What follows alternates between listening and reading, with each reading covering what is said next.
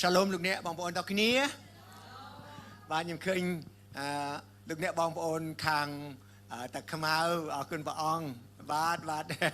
សាគមន៍តែបោសាទរខាងគ្រួសារយើងខាងតាខ្មៅបាទអរគុណព្រះអង្គអរគុណព្រះអង្គបាទអរគុណណាស់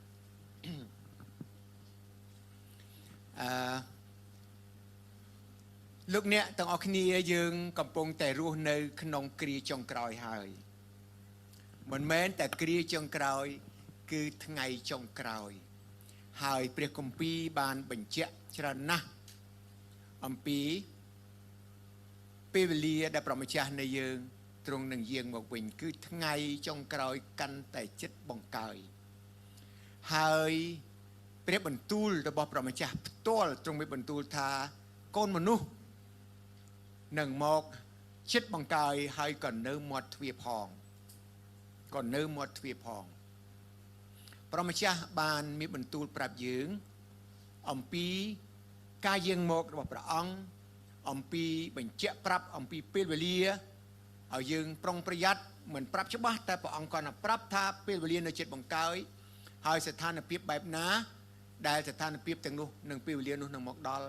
ហើយយើងនឹងត្រូវរស់នៅយ៉ាងដូចម្តេចនៅគ្រាចុងក្រោយនេះខ្ញុំបានជម្រាបជូនលោកអ្នករំលឹកលោកអ្នកបងប្អូនអំពីការយាងមកឆាប់របស់ព្រះម្ចាស់រួចមកហើយក៏បានប្រាប់លោកអ្នកផងដែរអំពី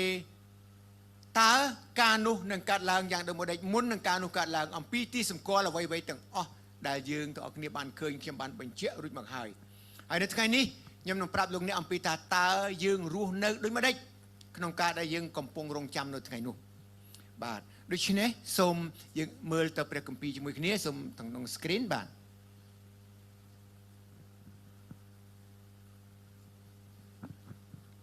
នេះគឺជាអេរីយ៉ាបទត្រៀមខ្លួនរងចាំទទួលព្រះគ្រីស្ទនៅក្នុងម៉ាថាយជំពូក24ខ36 37និងខ44បានចែកដូចនេះថាប៉ុន្តែត្រង់ឲ្យថ្ងៃនិងពេលកំណត់គ្មានអ្នកណាដឹងទេ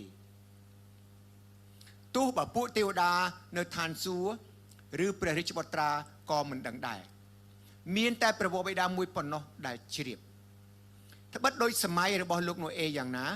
ពេលកូនមនុស្សមកក៏នឹងកើតមានដូច្នោះដែរដូច្នេះអ្នករាល់គ្នាក៏ត្រូវប្រុងប្រៀបជានិច្ចដែរ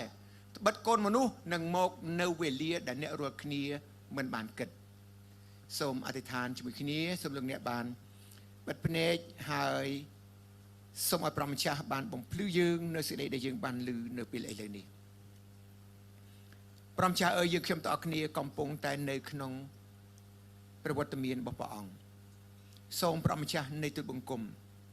មានបន្ទូលមកកាន់ទូលបង្គំយើងខ្ញុំព្រះអង្គបានមានបន្ទូលពីសេចក្តីទាំងនេះ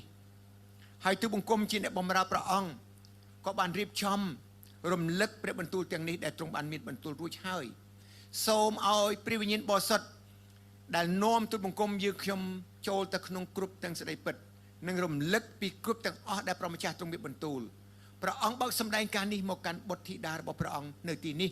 បិតាដើម្បីឲ្យទូលបង្គំយើងខ្ញុំបានប្រុងប្រៀបរៀបចំខ្លួនថាតើយើងខ្ញុំត្រូវរស់នៅយ៉ាងដូចម្តេចដោយដឹងថាថ្ងៃនោះកាន់តែគៀកជិតដល់ហើយព្រះអង្គមានបន្ទូលពីអង្គទ្រង់ថាកូនមនុស្សនៅជិតបង្កើយហើយក៏ឈរនៅមាត់ទ្វារផងព្រះម្ចាស់សូមកុំឲ្យកូនណាម្នាក់ហាឡេលូយ៉ាជាប់ផុងនៅក្នុងសេចក្តីខ្វល់ខ្វាយឬស្ថានភាពណាមួយដែលគ្របសន្ធប់លើបងប្អូនហើយទូលបង្គំមិនបានទទួលពន្លឺនៃការបើកសម្ដែងនេះឡើយទូលបង្គំសូមទទួលយកហើយសូមព្រះអង្គទៅធ្វើការនេះក្នុងព្រះនាមព្រះម្ចាស់យេស៊ូវគ្រីស្ទអាមែនបាទដូច្នេះដោយសារថាពេលវេលាព្រះអង្គអត់ប្រាប់យើងបាទពេលវេលានេះព្រះអង្គមិនប្រាប់យើងគឺដើម្បីឲ្យយើងទាំងអស់គ្នាបានប្រុងប្រៀបគ្រប់នាទីទាំងអស់ប្រុងប្រៀបគ្រប់នាទីទាំងអស់សម្រាប់ថ្ងៃនោះបាទហើយបន្តមកទៀតព្រះម្ចាស់ទ្រង់មានបន្ទូលថាដោយសម័យរបស់លោកណូអេយ៉ាងណាកូនមនុស្សក៏នឹងកើតពេលកូនមនុស្សមកក៏នឹងកើតមានដូច្នោះដែរហើយយើងក៏ដឹងដែរ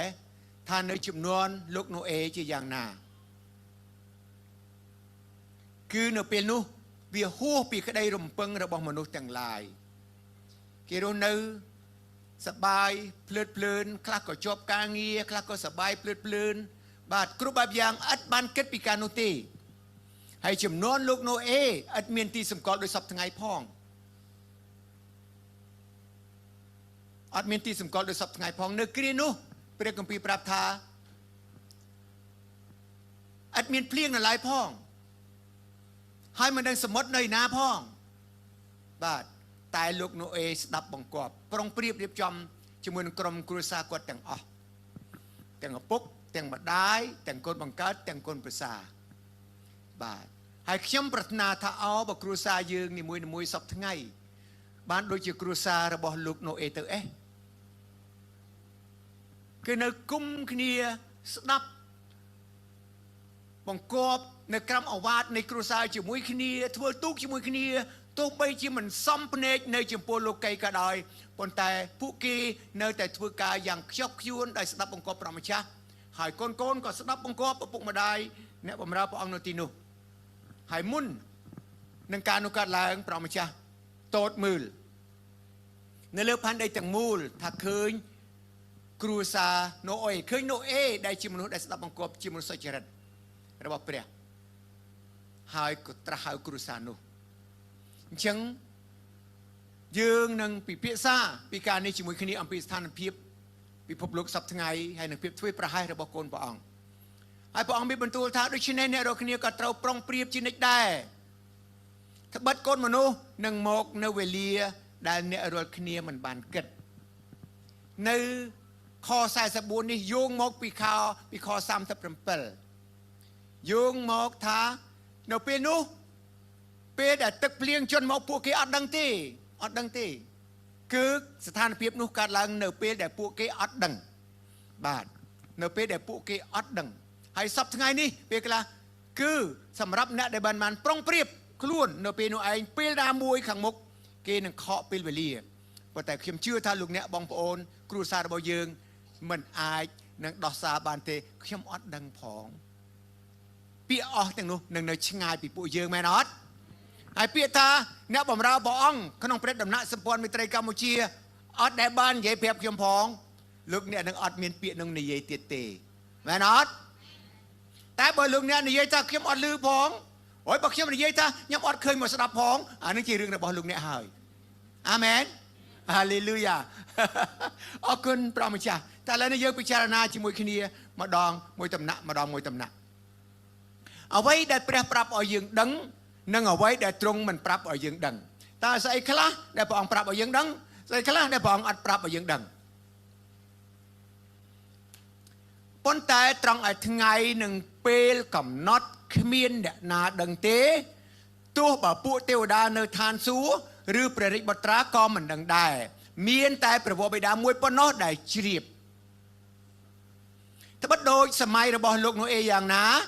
ពេលកូនមនុស្សមកក៏នឹងកើតមានដូច្នោះដែរដូច្នេះអ្នករាល់គ្នាក៏ត្រូវប្រុងប្រយ័ត្នជាស្រេចដែរត្បិតកូនមនុស្សនឹងមកនៅវេលាដែលអ្នករាល់គ្នាមិនបានគិតឥឡូវយើងពិចារណាពីបទគម្ពីរនេះអ្វីខ្លះដែលព្រះអង្គប្រាប់ឲ្យយើងដឹងអ្វីខ្លះដែលព្រះអង្គអត់ប្រាប់ឲ្យយើងដឹងបាទសូមមើលជាមួយគ្នាថ្ងៃនិងពេលកំណត់គ្មានអ្នកណាដឹងទេមានថាយើងអត់ដឹងមែនអត់យើងអត់ដឹងតែព្រះអង្គយាងមកខណៈមុខនេះក៏មិនដឹងស្អែកក៏មិនដឹងខានស្អែកក៏មិនដឹងពេលណាមួយក៏មិនដឹងពេលនោះយើងអត់ដឹងទេអញ្ចឹងកន្លែងណា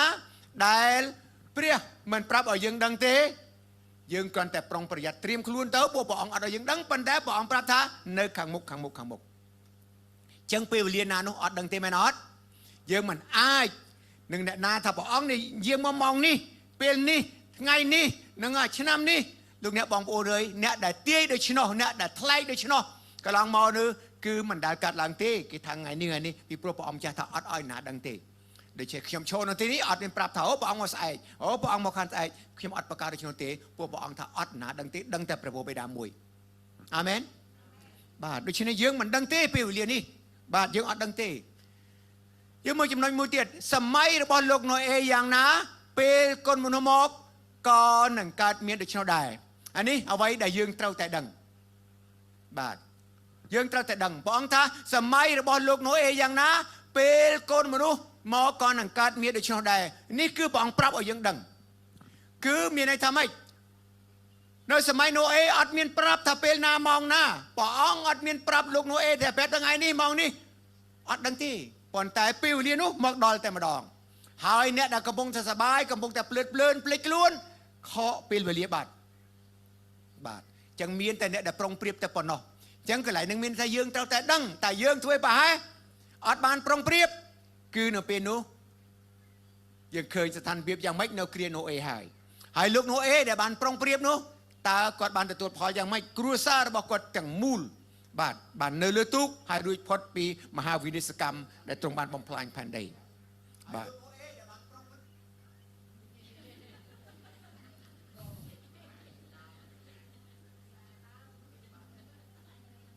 ឥឡូវមើលជាមួយគ្នាអ្នករាល់គ្នាក៏ត្រូវប្រុងប្រៀបជានិច្ចដែលត្បិតកូនមនុស្សនឹងមកដូច្នេះជាភាពប្រកបដែលនឹងកើតឡើងអញ្ចឹងមាន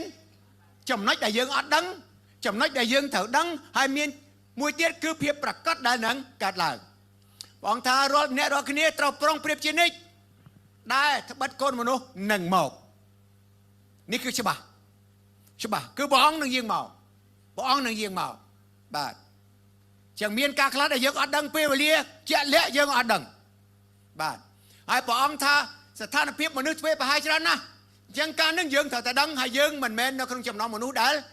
ធ្វើប្រហែលហើយមិនមែននៅក្នុងចំណោមមនុស្សដែលធ្វើអត់ដឹងអត់ឮនេះគឺយើងត្រូវតែប្រុងប្រយ័ត្នខ្លួនយើងបាទហើយមួយទៀតគឺភាពដែលប្រកបដែលនឹងកើតឡើងព្រះម្ចាស់នឹងយាងមកចំនួនលោកណូអេព្រះអង្គសន្យានឹងណូអេថាការនេះនឹងកើតឡើងយ៉ាងណាពេលដែលព្រះអង្គសន្យាថាចុងក្រោយនេះការនឹងកើតឡើងត្រូវតែកើតឡើងអាមែនបាទត្រូវតែកើតឡើងបាទត្រូវតែកើតឡើងដូច្នេះខ្ញុំរំលឹកលោកអ្នកថាតើបើដឹងថាការនឹងយ៉ាងហើយតើយើងរស់នៅយ៉ាងម៉េច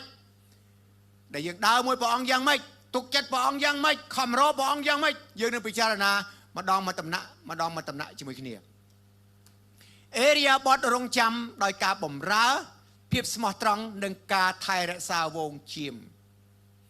បាទលោកអ្នកបងប្អូនទាំងគ្នានិយាយកន្លែងនេះមិនមែនមានន័យថាសម្រាប់តែគ្រូមកអានសម្រាប់តែអ្នកដឹកនាំនៅក្រុមជំនុំតែប៉ុណ្ណោះ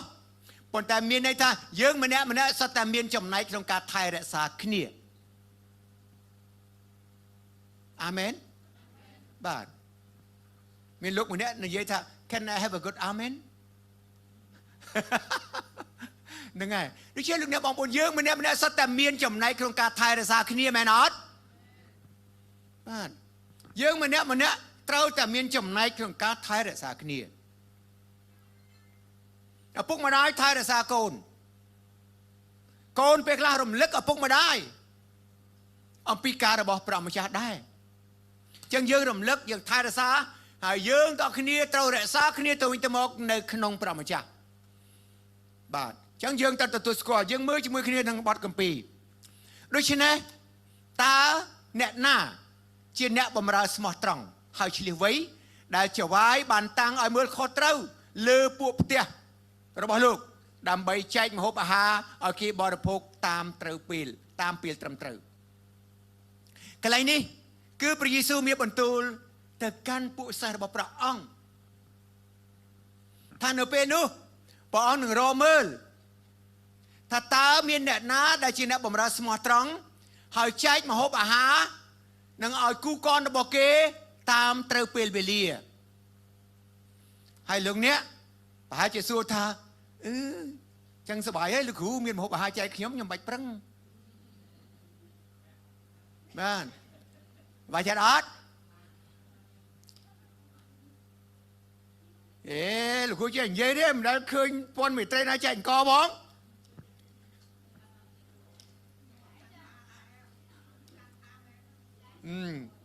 អត់ដល់ចែកអង្គចែកសម្លចែកអីសោះអត់ផងហ្នឹងចឹងកន្លែងនេះជាសំណួរដូច្នេះតើអ្នកណាជាអ្នកបម្រើស្មោះត្រង់ព្រះអង្គសួរមើលយើងទាំងអស់គ្នាលោកយើងទាំងអស់គ្នាគឺជាអ្នកបម្រើរបស់ព្រះអង្គសួរតើអ្នកណាជាអ្នកដែលអ្នកបម្រើស្មោះត្រង់បាទដែលចវាយតាំងឡើងឲ្យមើលខុសត្រូវលើពួកផ្ទះរបស់លោកខ្ញុំនឹងប្រាប់ហើយមិនមែនតែមានតាគ្រូកងវិលមិនមែនមានតែអ្នកចាស់ទុំប្រមាណអ្នកទេគឺយើងទាំងអស់គ្នាតាមមកខ្ញុំយើងទាំងអស់គ្នាខ្ញុំជាមនុស្សដែលព្រះអង្គតាំងឲ្យមើលខុសត្រូវផ្ទះខ្ញុំ ទាំងដំណាក់ព្រះអង្គទាំងគ្រួសារលោកអ្នកម្នាក់ទាំងខ្លួនយើងហើយថែរក្សាខ្លួនយើងនេះយើងក៏ជាផ្ទះព្រះអង្គដែរតើខ្លួនយើងនឹងមានអាហារឲ្យខ្លួនយើងបរិភោគអត់បាទហើយចែកអាហារឲ្យខ្លួនយើងអត់ឬក៏បង្អត់អាហារខ្លួនឯងបាទចឹងកន្លែងនេះមានន័យថាឲ្យយើងបម្រើព្រះអង្គដោយស្មោះត្រង់សូមប្រកាសមកខ្ញុំព្រះអង្គផ្ទុកផ្ដាក់ការបម្រើឲ្យខ្ញុំបម្រើព្រះអង្គដោយស្មោះត្រង់បាទបម្រើមិនទៅសម្រាប់ពួកស្មោះត្រង់មានពរហើយអ្នកណាដែលកាលណាជាវាយរបស់ខ្លួនមកដល់ឃើញកំពុងតែធ្វើដូច្នោះចឹងមានន័យថាពេលដែលព្រះអង្គយាងមកហើយឃើញយើងទាំងគ្នាកំពុងតែបម្រើព្រះអង្គដោយស្មោះត្រង់កំពុងតែឲ្យចំណីនឹងហើយមនុស្សរបស់ព្រះអង្គដោយស្មោះត្រង់ព្រះអង្គថាមានពរហើយដល់ហេតុនេះហើយបានជាម្នាក់លោកអ្នកអើយទី1គឺយើងត្រូវទទួលអាហារពីព្រះអង្គផ្ទាល់ខ្លួនយើងហើយបន្ទាប់មកចែកឲ្យបងប្អូនយើងផង Can I have a good amen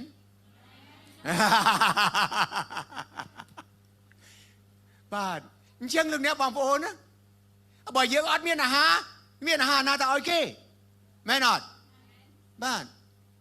បើយើងអត់មានអាហារបើយើងអត់មានអីណៃអត់មានអីឲ្យគេទេអញ្ចឹងហើយលោកអ្នកបងប្អូនត្រូវចាំចេះចំណុចខ្សោយរបស់ពួកយើងជាច្រើនគឺច្រើនតែទទួលអាហារពីព្រះជាម្ចាស់ខ្ញុំចង់និយាយពីព្រះបន្ទូលបាទសម្រាប់តែដល់ពេលអធិប្បាយដល់ពេលបង្រៀននឹងឲ្យបានចំណាយពេលដើម្បីយកទៅហុចឲ្យបងប្អូនយើងអានឹងចំណុចខ្សោយចំណុចខ្វះខាតរបស់ពួកយើងណាលោកអ្នកបងប្អូនខំរដើម្បីយកទៅឲ្យគេហើយពេលខ្លះនឹងគាត់យកទៅឲ្យគេប៉ាខ្លួនឯងនឹងអត់មានទេអានឹងកំហុសរបស់ពួកយើងណាលោកអ្នកចឹងយើងទាំងគ្នាត្រូវទទួលអាហារសម្រាប់ខ្លួនយើងផ្ទាល់អានព្រះបន្ទូលសម្រាប់បញ្ចុកខ្លួនឯងឲ្យខ្លួនឯងមានអាហារបាទហើយតែមានអាហារមានជីវិតដែរហើយតែមានជីវិតនឹងអាហារនឹងជីវិតនឹងល្អឲ្យមកពីព្រះអាមែនបាទអាហារខាងវិញ្ញាណលោកអ្នកបងប្អូនអញ្ចឹងបានខ្ញុំប្រាប់លោកអ្នកថាការទទួលអាហារនេះក្នុងការដែលយើងរាល់ថ្ងៃខ្វល់ខ្វាយពីរឿងអាហារមានជាតិគីមីរឿងនេះរឿងនោះក៏បែបយ៉ាងបណ្ដាលឲ្យខូចសុខភាពខ្វល់ឲ្យបន្តិចទៅពិនិត្យមើលពេទ្យនៅតែមើលពេទ្យនេះពេទ្យនោះតើសុខភាពខ្ញុំយ៉ាងម៉េចពេលខ្លះលោកអ្នកសូម្បីតែអាហារខាងរូបកាយលោកអ្នកខ្វល់ខ្វាយយកចិត្តទុកដាក់នៅម្លឹងប៉ុន្តែសម្រាប់អាហារនៃព្រះបន្ទូលលោកអ្នកអត់ដែលខ្វល់អាលីងលោកអ្នកអត់ដែលខ្វល់អត់ដែលពិនិត្យមើលថាខ្ញុំមានអាហារអត់អូយអាហារខ្ញុំនឹងឯងតើជាអាហារល្អទេត្រឹមត្រូវទេមានជាតិគីមីអត់ព្រោះរាល់ថ្ងៃនេះមិនត្រឹមតែគីមីខាងម្ហូបអាហារដែលយើងបរិភោគចូលកាពះយើងទេសូម្បីតែអាហារខាងវិញ្ញាណនឹងក៏តែទទួលមិនស្រួលក៏មានជាតិគីមីដែរលោកអ្នកយល់អត់បាទអ្នកខ្លះក៏មានជាតិគីមីដែរអញ្ចឹងលោកអ្នកត្រូវប្រយ័ត្នឡើយហ្នឹងណាលោកអ្នកបងប្អូនណាយល់ទេលោកអ្នកយល់ហ៎យល់មែនណាគុណព្រះអង្គបាទពេលខ្លះលោកអ្នកណាអាហារតែសបោពេកជាតិគីមីក៏ពិបាកមើលដែរមែនណារាល់ថ្ងៃអាហារខាងមានសបោណាលោកអ្នកបងប្អូនអ្នកខ្លះឃ្លានរហូតដល់ហូបអត់គិតមែនទេខ្ញុំមិននិយាយខាងសាច់ឈាមតែប៉ុណ្្នឹងទេខាងវិញ្ញាណដែរណាអ្នកខ្លះឃ្លានរហូតអត់គិតដល់ទៅវាប៉ះគីមីដែរដល់ប៉ះគីមីដែរអញ្ចឹងលោកអ្នកបងប្អូនខ្ញុំដាស់តឿនលោកអ្នកកន្លែងហ្នឹងថាយើងទទួលអាហារសម្រាប់ខ្លួនយើងបាទព្រះយេស៊ូវបានបន្ទូលហើយតាតែអ្នករកគ្នាមិនរត់ដោយសារតែនំប៉័ងទេនំប៉័ងអាហារខាងសាច់ឈាមណាតែអ្នករាល់គ្នាក៏រស់ដោយសារព្រះបន្ទូលដែលចេញពីព្រះឱសរបស់ព្រះមកដែរអានឹងគឺជាអាហារមួយដែលមានឥទ្ធិពលខាងជំនឿមានឥទ្ធិពលខាងវិញ្ញាណមានឥទ្ធិពលនឹងរហូតដល់រូបសាច់ដល់ផ្លូវអារម្មណ៍ផ្លូវគំនិតផ្លូវអ្វីគ្រប់បែបយ៉ាងទាំងអស់ពីព្រោះអាហារខាងវិញ្ញាណវាមានឥទ្ធិពលដល់រូបកាយទាំងមូលបាទប៉ុន្តែអាហារខាងសាច់ឈាមហ្នឹងវាមិនមានឥទ្ធិពលដល់ពលឹងវិញ្ញាណរបស់យើងប្រមាណទេបាទខ្ញុំថាមានខ្លះមិនអត់ទេប៉ុន្តែមិនមានប្រមាណទេប៉ុន្តែអាហារខាងវិញ្ញាណគឺនាំអំណាចនៃជីវិតដល់ពិតណាលោកអ្នកបងប្អូនអាមែនចឹងយើងទាំងអស់គ្នាកុំឲ្យដោះសារអ្នកខ្លះខ្ញុំប្រាប់ថាអ្នកក៏អានគម្ពីរណាណែចូលអធិដ្ឋានណាចូលទៅពហិទៀងទាត់ខ្ញុំខ្វល់ទេខ្ញុំអ្នករ៉ូស៊ីនោះតាមអីលោកឯងបងឯងជាគ្រូវិទ្យាចេះតែខំសង្វាត់ទៅ nè khiêm mình bạch tầng quát không ai thế nè ngày chẳng lúc nè còn đọc xa chẳng lúc nè bóng bồn á amen còn đọc xa ta lực khú cho không sắc xa đó lực khú cho trong an không an cái pi đó buộc khiêm bạch ấy nè ngày đôi xem mình chẳng lại cầm chẳng lại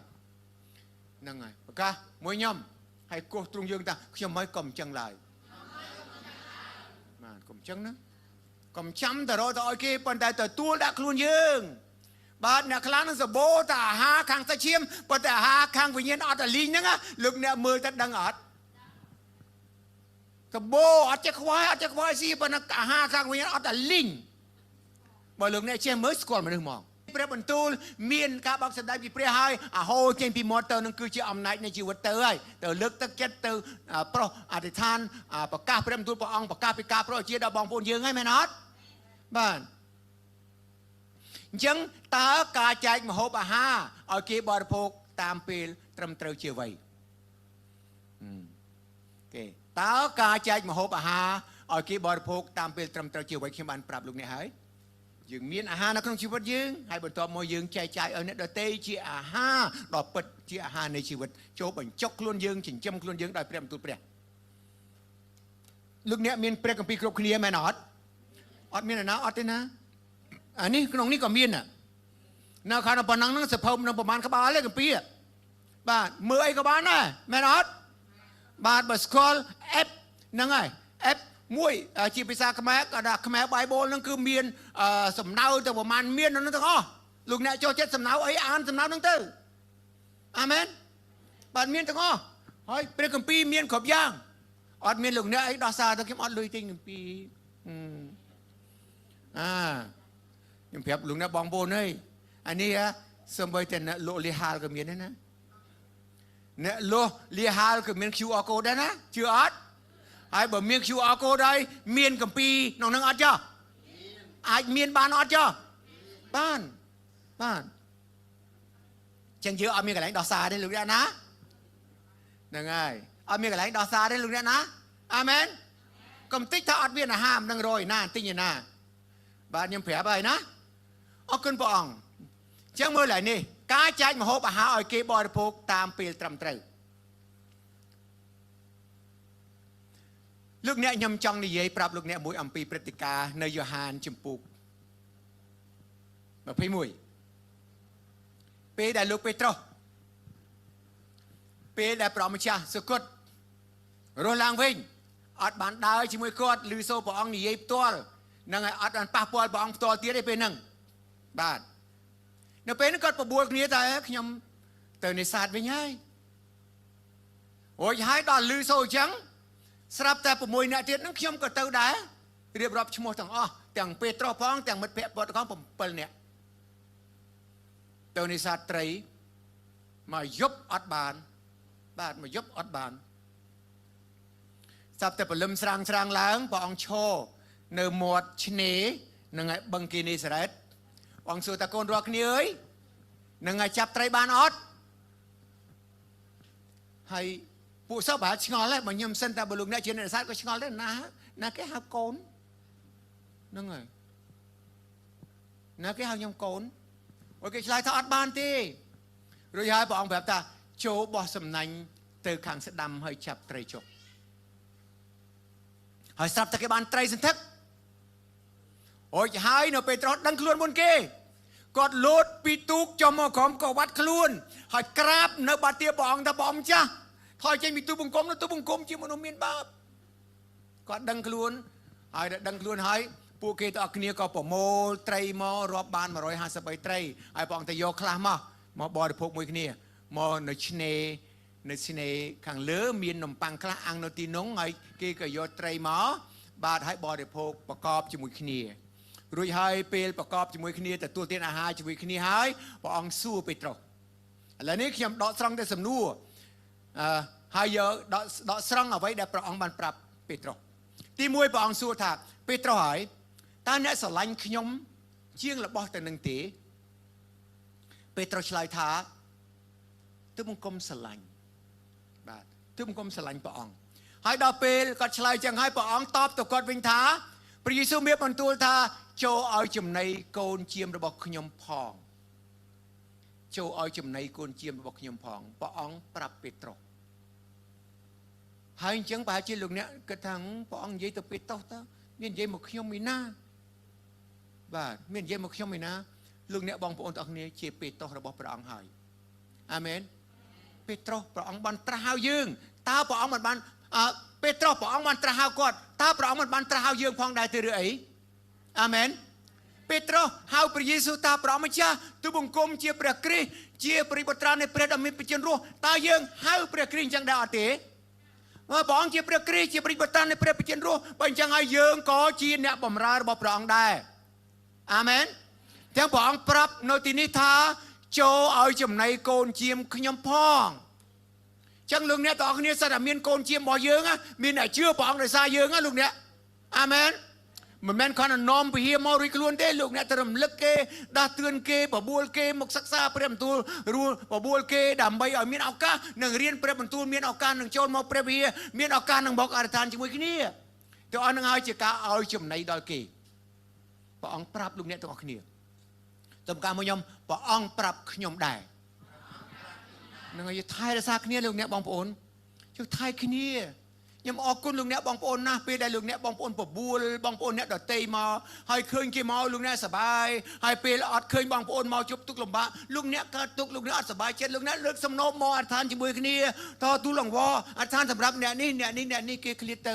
ខ្ញុំអរពិតជាអរគុណលោកអ្នកបងប្អូនដែលយើងមានបន្ទុកសម្រាប់ជាមព្រះអង្គអាមែនបាទមានបន្ទុកសូឲ្យយើងខ្វល់ខ្វាយពីគ្នាចុះខ្ញុំមកដល់ថ្ងៃនេះមានអ្នកខ្វល់ខ្វាយពីខ្ញុំហើយលោកអ្នកបងប្អូនដែលមានវត្តមាននៅទីក៏មានអ្នកខ្វល់ខ្វាយពីលោកអ្នកដូច្នេះលោកអ្នកក៏ទៅខ្វល់ខ្វាយពីមនុស្សដែលនៅក្រោមអាវ៉ាតនៅក្រោមទំនាក់ទំនងរបស់យើងដែរមែនអត់បាទចូលខ្វល់ខ្វាយពីគ្នាចឹងព្រះអង្គថាចូលឲ្យចំណៃកូនជាងខ្ញុំស៊ីផងចឹងនេះព្រះអង្គមានបន្ទូលទៅកាន់ពេត្រុសហើយលើកទី2ព្រះអង្គសួរម្ដងទៀតស៊ីម៉ូនកូនយូណាអើយហើយគឺពីសំណើ2016តែស៊ីម៉ូនកូនយូហានអើយបាទកូនយូហាននិងកូនយូណាហ្នឹងឪពុកនឹងមនុស្សតែមួយទេប៉ុន្តែគាត់នៅឈ្មោះខ្លះសរសេរយ៉ាងនេះខ្លះសរសេរយ៉ាងនោះអញ្ចឹងព្រះយេស៊ូវមានបន្ទូលទៅគាត់ថាចូលខ្វៀលវងជាមរបស់ខ្ញុំផងសូមប្រកាសមួយខ្ញុំព្រះយេស៊ូវមានបន្ទូលមកខ្ញុំថាចូលខ្វៀលវងជាមរបស់ខ្ញុំផងខ្វៀលនឹងមានថែគ្នាណាលោកអ្នកបាទថែគ្នាណាលោកអ្នកព្រមថែគ្នាមិនបាច់ច្រើនទេលោកអ្នកបើយ៉ាងអន់បំផុតក៏ថែគ្រួសារយើងដែរមែនទេយ៉ាងអន់បំផុតក៏ថែគ្រួសារយើងដែរថែកូនយើងថែប្រពន្ធយើងថែប្តីយើងមែនអត់ពលលោកប្តីយើងខ្លះនឹងគិតថាការងារសាសនាទុកអីស្អីទៅហ្នឹងហើយបរោះយើងកុំចឹងណាអូខេនោះប្រុសលើកដៃមើលមានច្រើននេះយើងមើលប្រុសលើកប្រុសឥឡូវថាប្រុសលើកដៃតិចណោះស្អីលើកដៃមើលអូ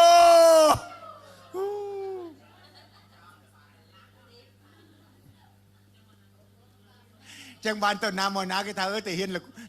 គ្រូមកអត់តែស្អីមិននឹងប្រវត្តិណាអស់នឹងមិនខ្ញុំឆ្ងល់ដែរនឹង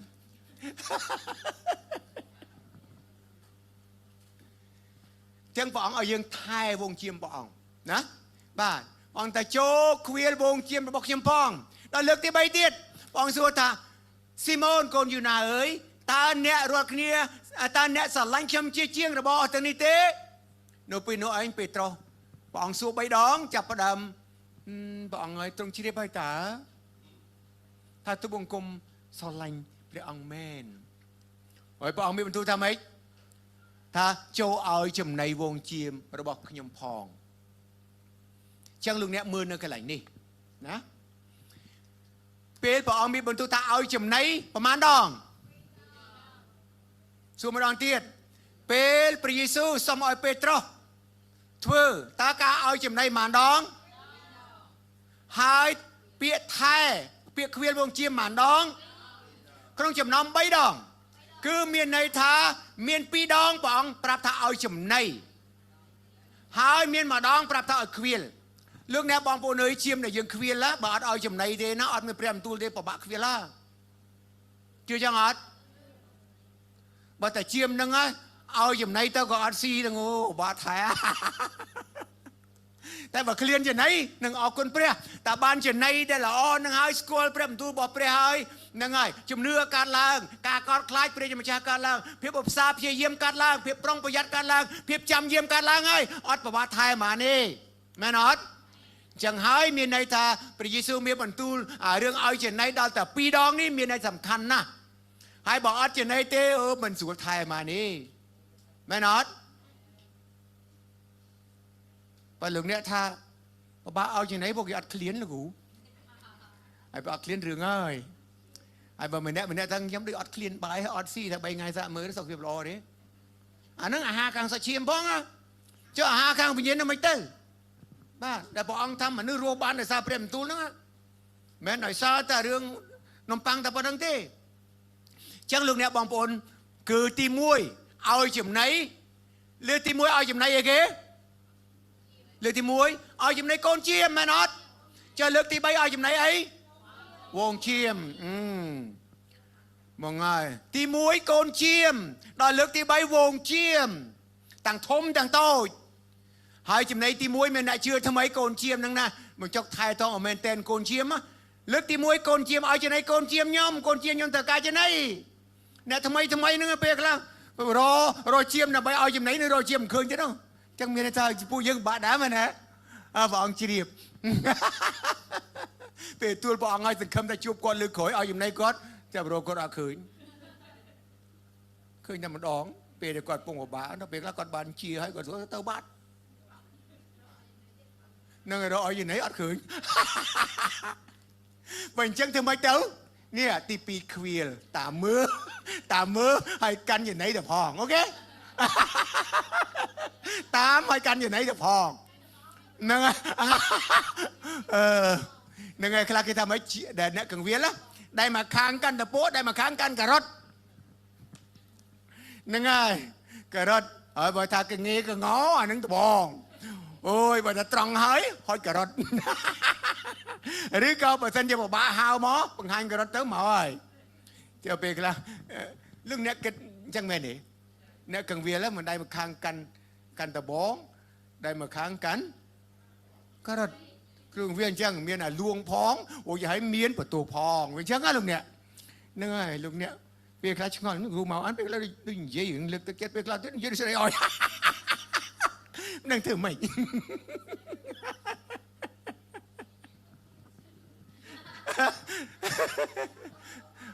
អូខេចឹងយើងមើលណាក្នុងចំណោម3ដងហ្នឹងដែលព្រះយេស៊ូវបង្គាប់ចូលឲ្យចំណៃហ្នឹងមាន2ដងហើយចូលខ្វៀលហ្នឹងមាន1ដងមែនអត់លើកទី1កូនឈាមដល់លើកទី3វងឈាមបាទកាលណាមានខ្វៀលហើយគេមានចំណៃទៀតហើយនៅបន្តបំពន់គេទៀតមែនអត់បាទអញ្ចឹងយើងទាំងអស់គ្នាត្រូវដឹងរឿងហ្នឹងសំខាន់ខ្លាំងណាស់យើងម្នាក់ត្រូវការចំណៃអញ្ចឹងយើងឲ្យចំណៃកន្លែងហ្នឹងហើយលោកអ្នកកុំគិតថាលោកគ្រូព្រះបន្ទូលថាតាំងឲ្យមើលដើម្បីចែកម្ហូបអាហារត្រូវពេលមិនដែលឃើញមកស៊ីបាយនៅវិហារបងហ្នឹងហើយគឺនេះឯងចំណៃលោកអ្នកស្គាល់នៅហ្នឹងហើយកុំយកព្រះបន្ទូលមកដើម្បីឲ្យពួកយើងចែកអង្គអត់មានកទេ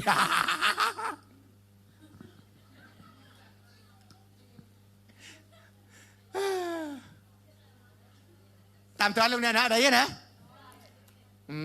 ហ្នឹងមហូបដែលព្រះយេស៊ូវមានបន្ទូលចែកចំណៃនៅកន្លែងហ្នឹងអាមែនបាទហ្នឹងហើយ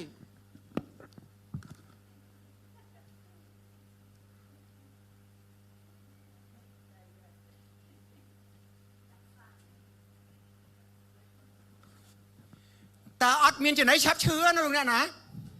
គាត់ទេព្រះបន្ទូលព្រះអង្គណាគឺមានសារជាតិចិញ្ចឹមគ្រប់មុខទាំងអស់ហើយឈ្នះជំងឺទៀតអាមែនតែមានព្រះបន្ទូលពេញប្រកាសព្រះបន្ទូលជឿព្រះបន្ទូលនិយាយព្រះបន្ទូលច្រៀងព្រះបន្ទូលអធិដ្ឋានព្រះបន្ទូលសន្ទនាព្រះបន្ទូលអូជំងឺមិនងាយចូលទេហ្នឹងហើយជំងឺមិនងាយចូលទេចឹងលោកអ្នកត្រូវសង្វាត់អាហារហ្នឹងលោកអ្នកណា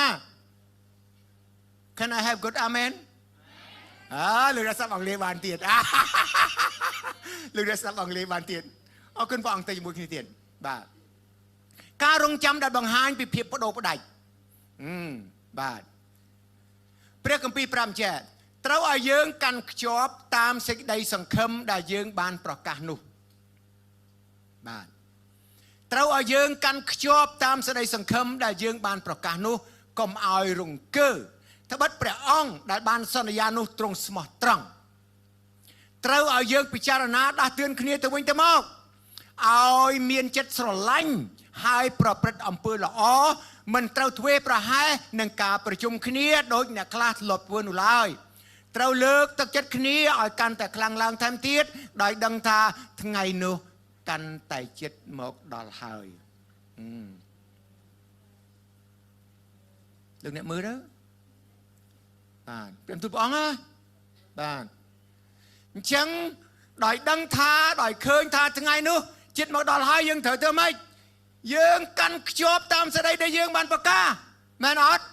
យើងតែប្រកាសតែព្រះអង្គជាព្រះសង្គ្រោះព្រះអង្គជាម្ចាស់នៃជីវិតរបស់ខ្ញុំព្រះអង្គជាអ្វីទាំងអស់របស់ខ្ញុំបាទព្រះអង្គរៀបចំឋានសួគ៌ឲ្យខ្ញុំព្រះអង្គដោះខ្ញុំឲ្យរួចពីអំណាចនៃសេចក្តីគិតហើយខ្ញុំជាប្រជាជនព្រះអង្គខ្ញុំជាមនុស្សទទួលព្រះពរសូមកាន់ខ្ជាប់ហើយជឿជាប់តាមសេចក្តីនោះចុះបាទកុំឲ្យរង្គើលោកអ្នកកុំឲ្យរង្គើមានន័យថាម៉េចហ្នឹងហើយកុំឲ្យវាចុះវាឡើងណាមែនអត់ព្យុះយ៉ាងម៉េចក៏អត់តណាលោកអ្នកបងប្អូនហ្នឹងហើយកុំឲ្យរង្គើ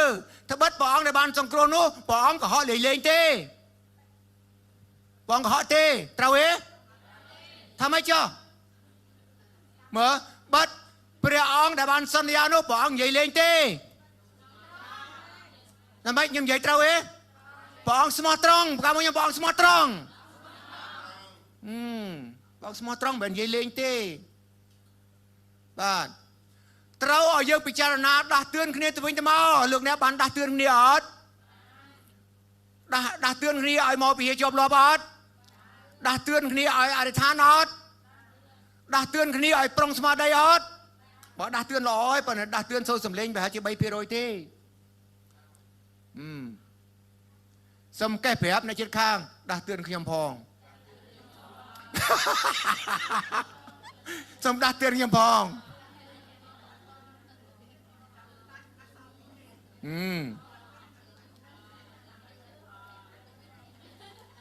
គេសល់ដាស់តឿនសេងផងអូខេកុំឲ្យសេងដេកលក់ហ្នឹងហើយត្រូវឲ្យយើងពិចារណាដាស់តឿនគ្នាទៅវិញមកឲ្យមានចិត្តស្រឡាញ់ហើយប្រព្រឹត្តអំពើល្អមិនធ្វេសប្រហែសនឹងការប្រជុំគ្នាឃើញទេតើលោកអ្នកបងប្អូនអើយក្នុងគ្រួសារគ្រីស្ទបរិស័ទក្នុងយើងម្នាក់ម្នាក់តើមានអ្នកធ្វេសប្រហែសនឹងការជួបជុំគ្នាថ្វាយបង្គំមិនមានអ្នកធ្វេសប្រហែសទេហើយអ្នកខ្លះពេលលោកអ្នកពេលយើងរវល់តាមគេទៅនេះយកទៅពិហេជាប់ទៅខ្ញុំរវល់ទៅងាប់ហ្នឹងគេនិយាយចឹងសមហ៎បាទប៉ុន្តែកាពីថាម៉េចកុំឲ្យធ្វេសប្រហែសនឹងការប្រជុំគ្នាដោយអ្នកខ្លះធ្លាប់ធ្វើឡើយហើយបើសំណើឆ្នាំ54ថាកុំឲ្យខាននឹងប្រជុំដោយអ្នកខ្លះធ្លាប់ធ្វើឡើយចឹងលោកអ្នកបងប្អូននេះគឺពីប្រាប់យើងខ្ញុំប្រាប់លោកអ្នកទៀតណាលោកអ្នកធ្លាប់អានលោកអ្នកធ្លាប់ឮហើយថ្ងៃនេះខ្ញុំប្រាប់លោកអ្នកម្ដងទៀតថាកុំឲ្យធ្វេសប្រហែសបាទនឹងការប្រជុំគ្នាដោយអ្នកខ្លះធ្លាប់ធ្វើនៅឡើយពីព្រោះមានអ្នកខ្លះធ្វើហើយហើយក្នុងចំណោមពួកយើងក៏មានអ្នកខ្លះនឹងឯងមានន័យថាមកពីហេតុតែពេលតនេទេតែពេលយើងលះបង់បដូរប្រាច់ជាមួយព្រះអង្គអាមែនបាទលោកអ្នកបងប្អូនអើយបើសិនជាលោកអ្នកមានជំរឿសមិនថាអត់ជំរឿសខ្ញុំអត់ដឹងទេតែបើមានជំរឿសនឹងឲ្យសូមកុំថែមម៉ោងនៅពេលដែលយើងត្រូវប្រជុំគ្នាថ្វាយបង្គំនោះឡើយបើមានជំរឿសលោកអ្នកណាបាទហើយបើគ្មានជំរឿសថាបើមិនធ្វើការថ្ងៃអាទិត្យពេលថ្វាយបង្គំប្រងនៅបើមិនធ្វើទៅខ្ញុំដេញឯងចោលបើគ្មានជំរឿសទេអានេះខ្ញុំអត់ហ៊ានថាទេបាទតែបើសិនជាអញ្ចឹងហើយលោកអ្នកណាបដូរផ្ដាច់បានទៀតនោះព្រះជាម្ចាស់រ៉ាប់រងជីវិតលោកអ្នកដល់យល់ទេបាទបើមានជំរឿសសូមកុំបោះបង់ការប្រជុំគ្នាការជួបជុំគ្នាការអធិដ្ឋានការថ្វាយបង្គំការមកព្រះវិហារនេះមានព្រឹត្តិការណ៍ផ្សេងៗរបស់គ្រីស្ទបរិស័ទជាពេលវេលាដែលលោកអ្នកត្រូវវិនិយោគក្នុងព្រះរាជរបស់ព្រះហើយបងតូតឃើញគ្រប់ការទាំងអស់របស់លោកអ្នក ជឿថាបងតូតឃើញគ្រប់ការទាំងអស់ហ៎បាទបងតូតឃើញគ្រប់ការទាំងអស់កន្លែងនេះប្រាប់ថាកុំឲ្យធ្វើប្រហែលនឹងប្រជុំគ្នាដោយអ្នកខ្លះធ្លាប់ធ្វើនៅឡើយមានអ្នកធ្វើមែនមានអ្នកធ្លាប់ធ្វើមែនហើយមានក៏អ្នកកំពុងធ្វើដែរក៏អ្នកមានអ្នកធ្វើប្រហែលមែនប៉ុន្តែកន្លែងនេះដាស់តឿនយើងហើយលោកអ្នកត្រូវលឺទាំងអស់គ្នាបាទហើយថាម៉េចទៀតត្រូវលើកទឹកចិត្តគ្នាឲ្យកាន់តែខ្លាំងឡើងថែមទៀតកាលមួយនេះត្រូវតែលើកទឹកចិត្តគ្នាឲ្យខ្លាំងឡើងថែមទៀតចឹងលើកទឹកចិត្តគ្នាលោកអ្នកបងប្អូនបាទហ្នឹងហើយឲ្យឃើញថាថ្ងៃនោះកាន់តែជិតមកដល់ហើយថ្ងៃនោះកាន់តែជិតមកដល់ហើយលោកអ្នកបងប្អូននេះខ្ញុំចង់និយាយឡើងនេះតិចពេលខ្លះណាពេលមានព្រឹត្តិការណ៍ខ្លាំងក៏ក្រាក់រំពើកដែលយើងកំពុងតែប្រឈមស្អីស្លាប់អានឹងងាយរំលឹកបងប្អូនយើងដើម្បីចូលមករកព្រះណាហើយពេលខ្លះយើងក៏ភ្ញាក់ដែរជាងចូលមករកព្រះអង្គតែពេលមួយនៅពេលរៀងស្ងប់រៀងសុខសាន្តណាដូចជាបងប្អូនដេកលក់ដូចអត់សូវឃើញវត្តមានបងប្អូននេះឥឡូវឡើងសប្បាយនឹងសន្តិភាពអីមកដល់នៅមកថាយជាពុក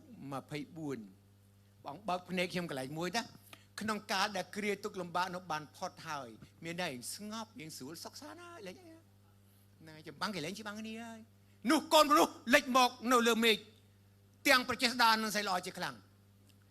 លោកណាមើលក្រោយគ្រាលំបាកនោះបានកន្លងផុតហើយមានន័យថាអាចស្ងប់បន្តិចហើយហាក់ដូចជាមានដំណោះស្រាយហើយដូចជាស្រួលហើយសុខសាន្តហើយសន្តិភាពនោះកូនមនុស្សលេចមកនៅលើមេឃដោយប្រជាស្ដានស្អីល្អជាខ្លាំង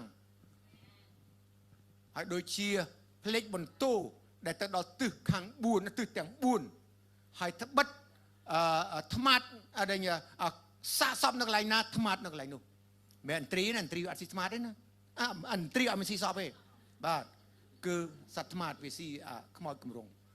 ចឹងព្រះអង្គមានបន្ទូលនេះចង់និយាយមិនថាប្រជាជនព្រះអង្គនៅទីណាសំលេងនៅទេវតារបស់ព្រះអង្គប្រមូលមនុស្សរបស់ព្រះអង្គពីទិសទាំង4នោះគ្នា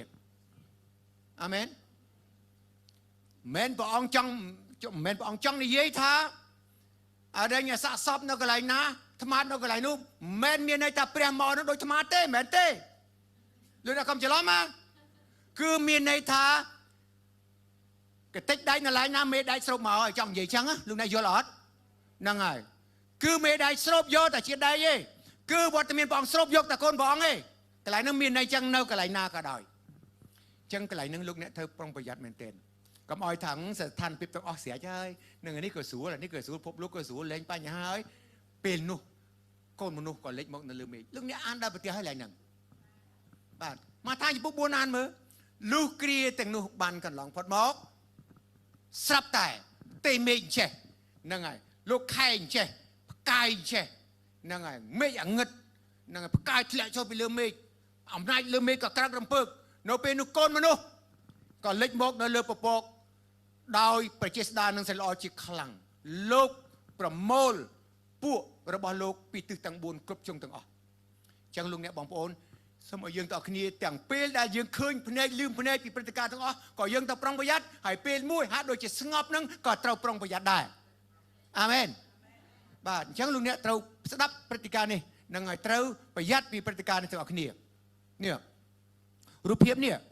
គឺរូបភាពគេថ្វាយបង្គំព្រះអង្គបាទហេកុំឲ្យខាននេះសកម្មភាពដែលយើងជួបប្រជុំគ្នានេះឡើយមកលើដំណើរព្រះអង្គបាទភាសាអង់គ្លេសថា not forsaking our own assembling together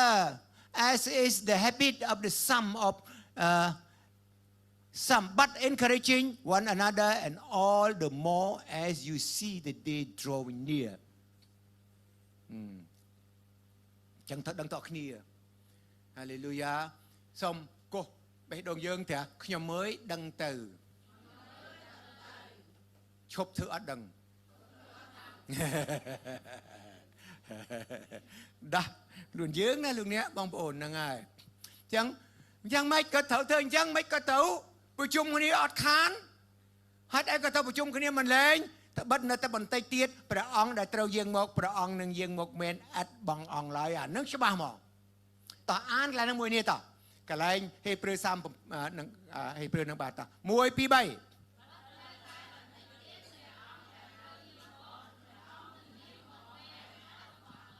នេះហេព្រើរចំពុក10ខ37បាទ បើនៅខ្ញុំភ្លេចដាក់ចម្ពោះតើមើលជាមួយគ្នាទៀត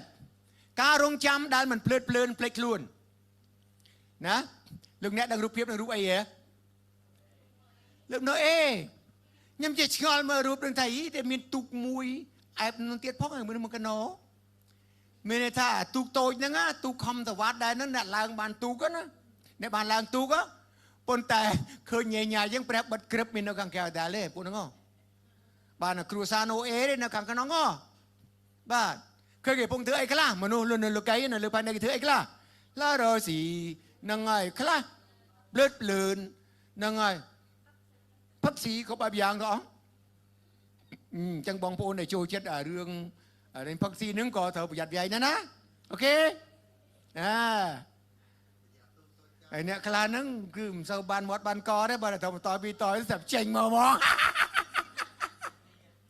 អត់មាននេះពួកយើងនេះអត់មានទេមែនទេអត់មានទេណាអូល្អណាស់មានអូមានទៀតអើយថានោះអត់ចេញលីងឲ្យលើកទឹកចិត្តគ្នាហ្នឹងហើយឲ្យថាអ្នកឈឺអត់ចេះគូតែមកតយគឺចេះអស់មកមើលបងមានបន្ទូលថាម៉េចថាបាត់ដូចសម័យរបស់លោកណូអេយ៉ាងណាពេលកូនមនុស្សមកក៏នឹងកើតមានដូច្នោះដែរបងថាអញ្ចឹងណាព្រះយេស៊ូវមានបន្ទូលអញ្ចឹងកាលមកខ្ញុំព្រះយេស៊ូវមានបន្ទូលអញ្ចឹងបាទបាត់នៅសម័យមុនទឹកជំនន់ណាគេកំពុងតែស៊ីផឹកនឹងរៀបការប្រៃពុនរហូតដល់ថ្ងៃដែលលោកណូអេចូលទៅក្នុងទូកធំគេមិនបានដឹងអីសោះរហូតតែទឹកជន់ឡើងហើយយកគេទាំងអស់ទៅពេលកូនមនុស្សមកក៏នឹងកើតមានដូច្នោះដែរញ៉ែលោកអ្នកឃើញទេសម័យលោកណូអេកើតឡើងហើយនៅហើយព្រះអង្គប្រាប់ឲ្យដឹងមុនអត់ហើយមានអ្នកប្រុងមានអ្នកប្រហែសមានអត់ប៉ុន្តែយើងថ្ងៃនេះគឺជាអ្នកដែលប្រុងមិនអ្នកប្រហែសទេណាអាមែនហេតុអីពីព្រោះយើងមានព្រឹត្តិការណ៍ទូកណូអេព្រឹត្តិការណ៍របស់លោកណូអេយកមកទូនមានព្រានបដៅយើងជាការរំលឹកមែនអត់យើងមិនអត់មានការរំលឹកតែមានព្រឹត្តិការណ៍ផងហើយមានព្រះម្ចាស់របស់យើងលើកព្រឹត្តិការណ៍ហ្នឹងមករំលឹកយើងចឹងយើងអរគុណព្រះណាស់ដែលយើងមានអ្នករំលឹកយើងព្រឹត្តិការណ៍រំលឹកយើងព្រះវិញ្ញាណបរិសុទ្ធនៅក្នុងយើងរំលឹកយើងបាទកុំអោយយើងវិវក់នឹងការនឹងឯងកុំអោយសបាយភ្លេចខ្លួនភ្លេចខ្លួនបាទហើយដល់តែពេលព្រះបិទទ្វារហើយយ៉ាងម៉េចគឺមានអ្នកនៅក្នុងទឹកឯងអ្នកហែលទេឃើញទេហើយហែលនឹងរួចបានប៉ុន្មានម៉ោងបាទមានអ្នកហែលរួចទឹកចំនួននេះនៅក្រៅទូកអត់ទេហ្នឹងហើយខ្ញុំថាបើបកែណាបាន12ម៉ោងចុះឃើញទេហើយបើបកែខ្លាំងហើយ24ម៉ោងទៀតរអ្នកអរិញបំបីឯកតាកម្មបានហ្នឹងហើយប៉ុន្តែប្រហែលជាឡើង24ម៉ោងទៅលេងទៅរួចហើយមែនអត់ព្រោះវេប្រវាទៅឡើងទូកព្រះបិទទ្វារបាត់ហើយហ្នឹងព្រះអ្នកបិទទ្វារមិនមែនមនុស្សទេខ្ញុំជឿបើសិនលោកណូអេក៏បើកទ្វារឲ្យប៉ុន្តែព្រះអ្នកបិទទ្វារ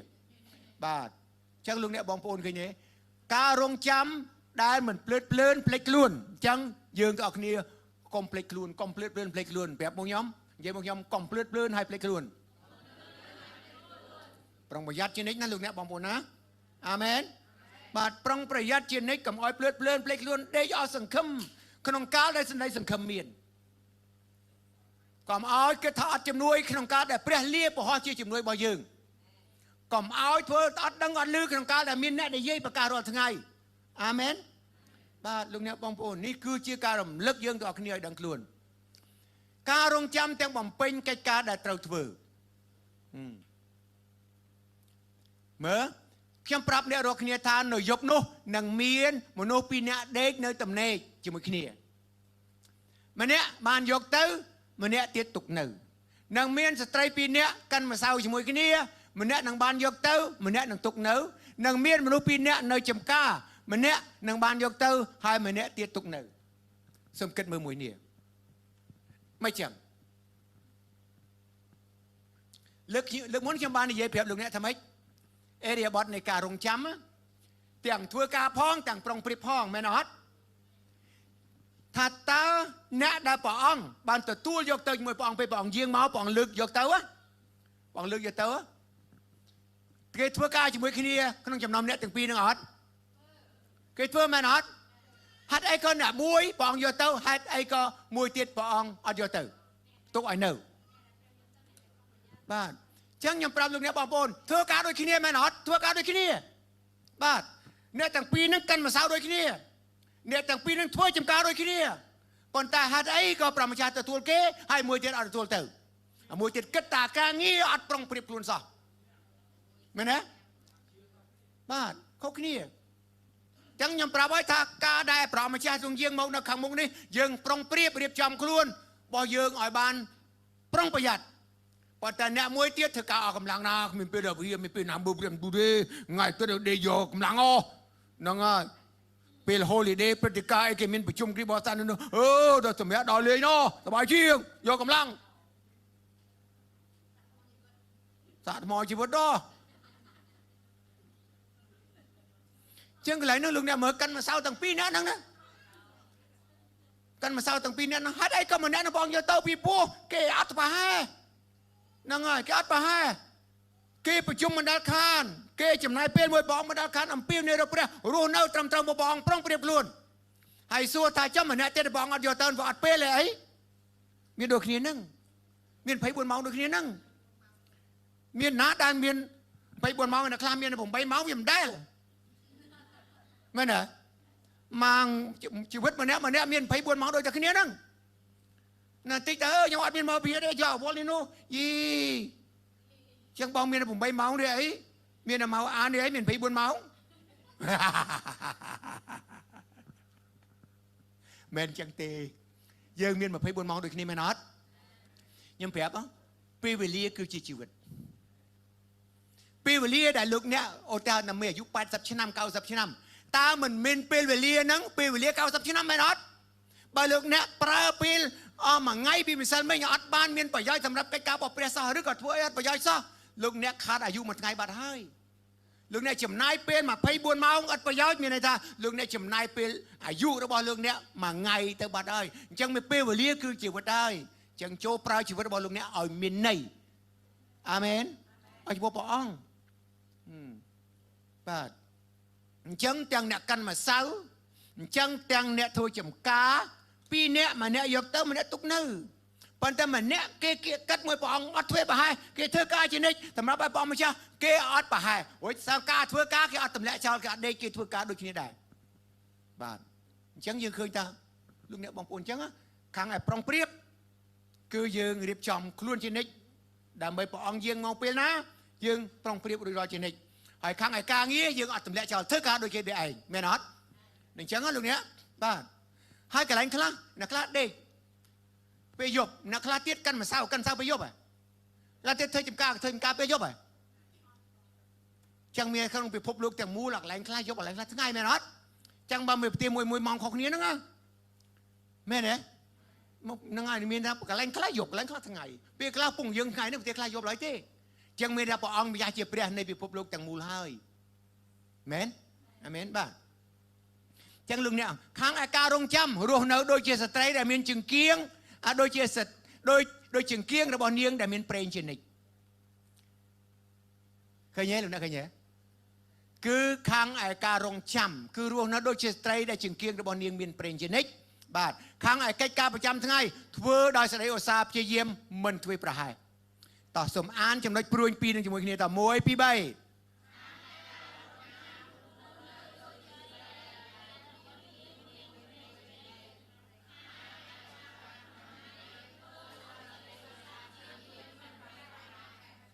បាទចឹងលោកអ្នកបងប្អូននេះគឺព្រះបន្ទូលសម្រាប់រំលឹកដាស់តឿនរបស់យើងទាំងអស់គ្នាឥឡូវនេះក្នុងកាលដែលដឹងថាថ្ងៃនោះកាន់តែជិតដល់ហើយតើលោកអ្នកនឹងរស់នៅយ៉ាងដូចម្ដេចយើងពិចារណាទាំងអស់គ្នាតើយើងត្រូវរស់នៅយ៉ាងដូចម្ដេចតើលោកអ្នកកំពុងធ្វើជាអ្នកបម្រើស្មោះត្រង់ឬទេតោះឆ្លើយតើលោកអ្នកនឹងធ្វើជាអ្នកបម្រើស្មោះត្រង់ទេហើយកំពុងតែបម្រើក្នុងនាមជាអ្នកបម្រើដែលស្មោះត្រង់ឬទេបាទសូមយើងពិចារណាទាំងអស់គ្នាស្មោះត្រង់ព្រះអង្គអាមែនកុំឲ្យខាតពេលវេលាបាទពេលវេលាដែលយើងនៅសល់កន្លងមកបើយើងបង្ខាតមែនយើងអាចបានស្មោះត្រង់មែនប៉ុន្តែពេលដែលនៅសល់សូមលោកអ្នកប្រើពេលវេលានេះដោយស្មោះត្រង់ សូមប្រើពេលស្មោះត្រង់ក្នុងការដែលយើងនៅមានពេលនៅឡើយខ្ញុំស្រឡាញ់ព្រះគម្ពីរហេព្រើរថាក្នុងកាលដែលអ្នករាល់គ្នានៅមានថ្ងៃនេះនៅឡើយអញ្ចឹងលោកអ្នកនៅមានថ្ងៃនេះកាលមកខ្ញុំនៅមានថ្ងៃនេះចូលសង្វាតឲ្យបានចូលទៅសេចក្តីសម្រាករបស់ព្រះក្នុងកាលដែលនៅមានថ្ងៃនេះនៅឡើយបាទអញ្ចឹងយើងធ្វើជាអ្នកបម្រើព្រះអង្គទាំងអស់គ្នាយើងឈប់ថ្លង់យើងឈប់ធ្វើមិនអើពើទៀតបាទអញ្ចឹងទី2តើលោកអ្នកមើលថែនិងចែកអាហារឲ្យគេបរិភោគដោយស្គាល់ពេលវេលាឬទេខ្ញុំអរព្រគុណព្រះអង្គខ្ញុំកំពុងតែឲ្យចំណីអាហាររបស់លោកអ្នកចំពេលហើយខ្ញុំមានទំនុកចិត្តថាខ្ញុំឲ្យអាហារលោកអ្នកចំពេលបាទដើម្បីលោកអ្នកប្រុងប្រៀបចំពេលវេលាស្របនឹងស្ថានភាពដែលយើងឃើញនឹងឮនឹងភ្នែកអំពីពិភពលោកសពថ្ងៃអ្វីដែលមិនដែលឃើញក៏យើងបានឃើញហើយមែនទេអ្វីដែលមិនដែលឮក៏យើងបានឮហើយតើលោកអ្នកខ្ជាប់ខ្ជួនក្នុងជំនឿឬទេ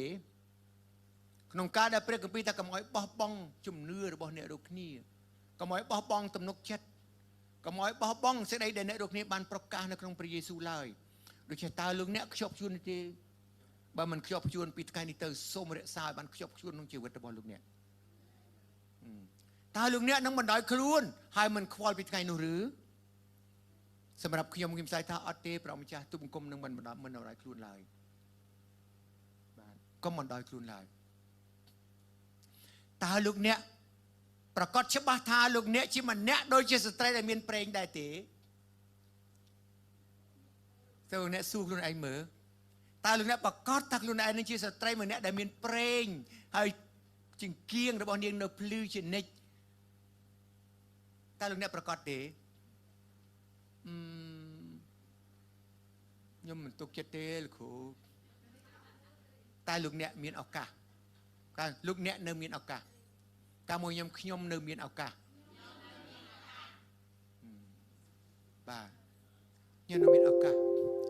ដូច្នេះលោកអ្នកបងប្អូនយើងពិចារណាពីស្ដីទាំងនេះជាមួយគ្នាសូមជើញក្រឹកឈរឡើងហាឡេលូយ៉ា